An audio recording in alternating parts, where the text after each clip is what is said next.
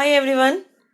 आज मैं industrial relation पे कुछ और इम्पॉर्टेंट एमसीक्यूज़ को यहाँ पर डिस्कस करूँगी जो कि आपके एग्ज़ाम्स के लिए इम्पॉर्टेंट होंगे और इंडस्ट्रियल रिलेशंस टॉपिक को समझने में आपको थोड़ी सी मदद करेंगे। आपका कुछ कॉन्सेप्ट्स क्लियर होगा। तो आप ये वीडियो देखिए और अगर अच्छा लगता है तो लाइक कीजिए और कमेंट करके बताइए कि आपको कैसा लगा। अगर किस टॉपिक में डाउट है तो उसे भी कमेंट कीजिए। कमेंट के थ्रू ही मैं उस डाउट्स को क्लियर करने का प्रयास करूँगी या फिर अपने नेक्स्ट वीडियो में उसे क्लियर कर दूँगी।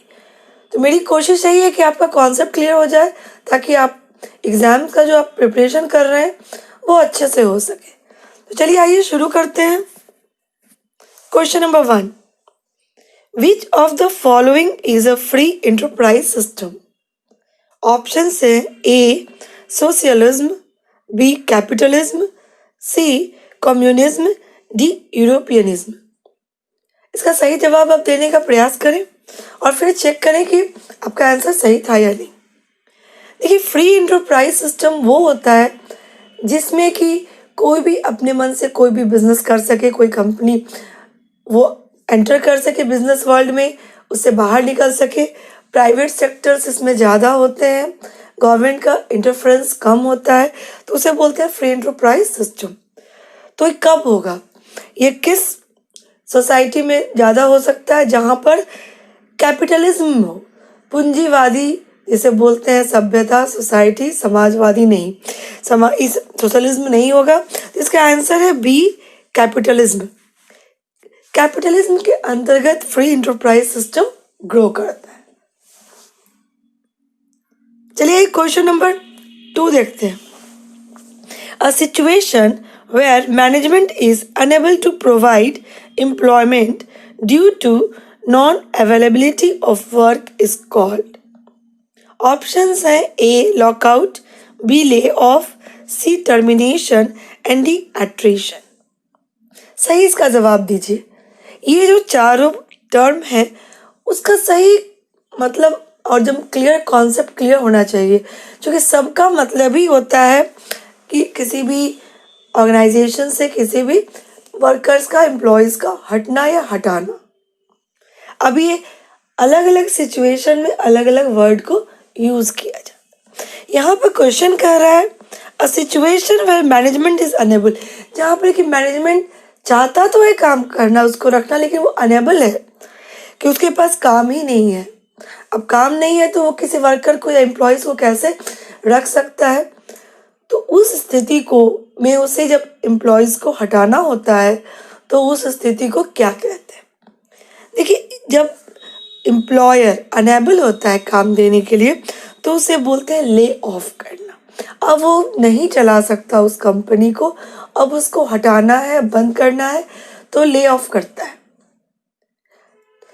लॉकआउट होता है जबकि एम्प्लॉयज़ कुछ गलती करता है और एम्प्लॉयर उसे धमकी या थ्रेटनिंग देने के लिए कुछ दिनों के लिए ऑर्गेनाइजेशन को काम को स्टॉप कर देता है, ऑर्गेनाइजेशन को बंद कर देता है, तो उसे बोलते हैं लॉकआउट कर दिया, ताला बंद कर दिया कि अभी काम नहीं होगा आप लोग से। टर्मिनेशन होता है जब किसी खास एम्प्लॉय को एज अ पनिशमेंट उसे कंपनी से निकाला जाता है। और एट्रिशन होता है जब या तो रिटायरमेंट कर दिया जाए वॉलंटरी, या फिर उससे रेजिग्नेशन मांगा जाए एम्प्लॉयज़ से, कुछ एम्प्लॉयज़ से, और उस कंपनी से उसे हटाया जाए, बट कंपनी चलते रहती है, कंपनी बंद नहीं होती। तो यहाँ पर वर्क देने में वो असमर्थ है, तो इसका आंसर होगा option number B lay off. Hope कि आपको ये चारों टर्म समझ में आ गए होंगे। इसे ध्यान से देखिए, मैं इस पर बाद में फिर और भी चर्चा करूँगी। अपने पिछले वीडियोस में भी मैंने इसे चर्चा किया है, तो आपको ये सब सारा कॉन्सेप्ट क्लियर भी हो जाएगा और साथ में याद भी हो जाएगा। आइए क्वेश्चन नंबर 3 देखते हैं। विच of the following is not a part of industrial relation system? Industrial relation system का कौन पार्ट नहीं है?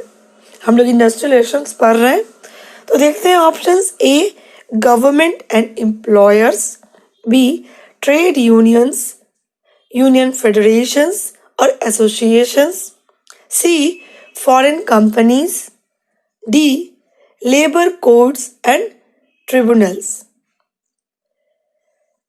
इंडस्ट्रियल रिलेशन सिस्टम में गवर्नमेंट एंड एम्प्लॉयर्स को तो होते ही हैं, ट्रेड यूनियंस भी होता है, फेडरेशन एसोसिएशन यूनियंस का वो भी होता है, लेबर कोर्ट और ट्रिब्यूनल्स भी उसमें आते हैं। फॉरेन कंपनीज नहीं आती, जो कंपनी फॉरेन में है वो नहीं आती, विदेशी कंपनियां। जब हम अपने देश के इंडस्ट्रियल सिस्टम की बात करते हैं तो उसमें हमारे यहाँ की कंपनियां इंडस्ट्रियल रिलेशंस के अंदर आती है, गवर्नमेंट आते हैं, एम्प्लॉयर्स आते हैं, एम्प्लॉयज़ आती हैं, ट्रेड यूनियंस आते हैं, यूनियन फेडरेशन, लेबर का यूनियन, एम्प्लॉयर्स एसोसिएशन, ये सब मिलके ही इंडस्ट्रियल रिलेशन सिस्टम को बनाते हैं। तो इसका आंसर होगा option number C, foreign companies. Question number 4 देखते हैं। The international labour organisation was established on.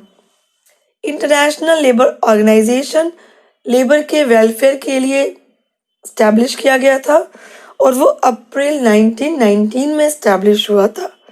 बाकी ऑप्शंस इसके गलत हैं। मई 1920, अप्रैल 1929, अप्रैल 1949, ये सब गलत है। इसका सही आंसर है अप्रैल 1919।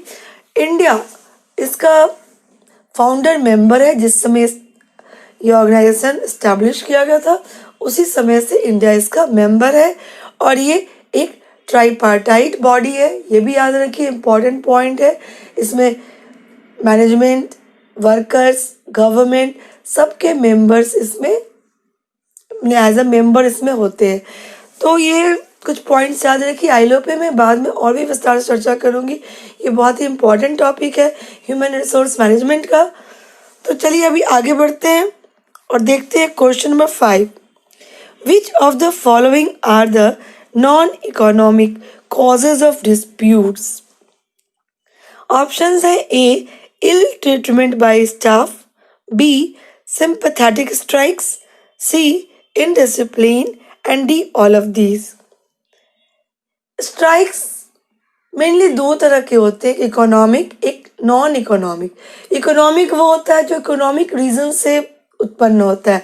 अब सैलरी है, वेजेस है, कोई सैलरी डिडक्शन है, टाइम पर वेजेस सैलरी नहीं पेमेंट होने से, या फिर वेज या सैलरी बढ़ाने के लिए अगर स्ट्राइक किया जाता है।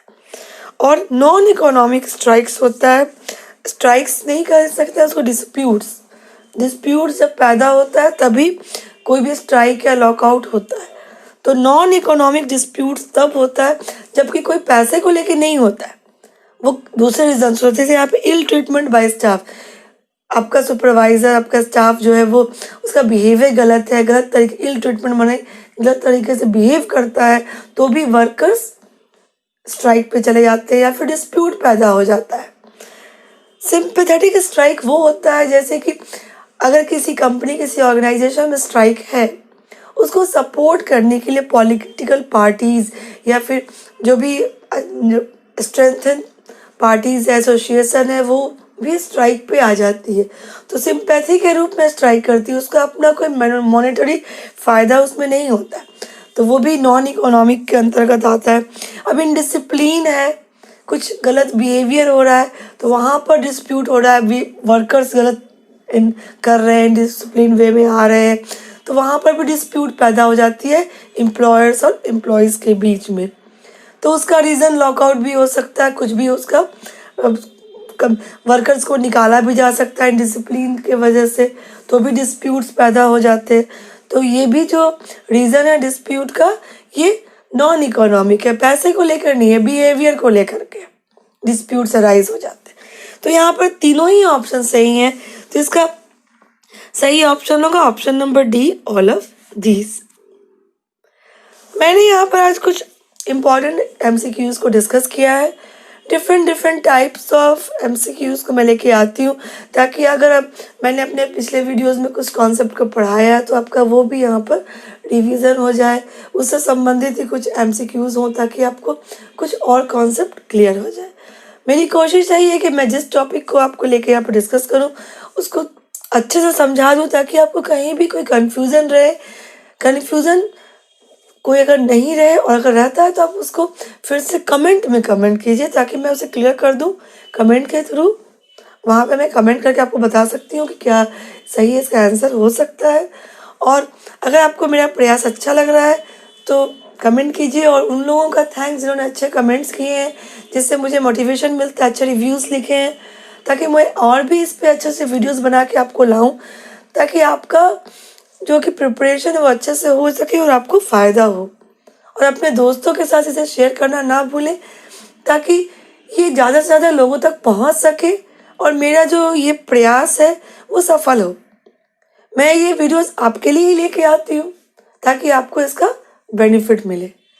तो देखते रहिए मेरे वीडियोस को। Thanks for watching. Till then, bye.